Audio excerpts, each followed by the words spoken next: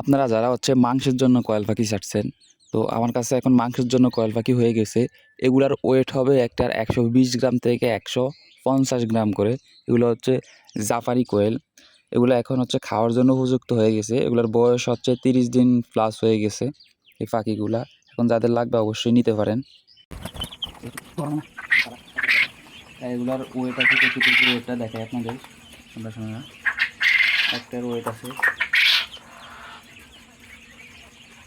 এটার ওয়েট হচ্ছে 129 গ্রাম, 120 থেকে 30 গ্রাম। আরেকটা ধরে দেখেন, এটার ওয়েট যদি দেখি, এটার ওয়েট হচ্ছে গিয়ে 133 গ্রাম, 137 গ্রাম হচ্ছে এটার ওয়েট।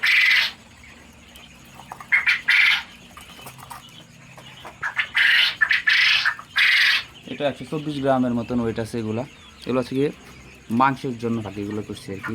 যদি আপনাদের মাংসের জন্য পাখি লাগে তাহলে অবশ্যই যোগাযোগ করতে পারেন।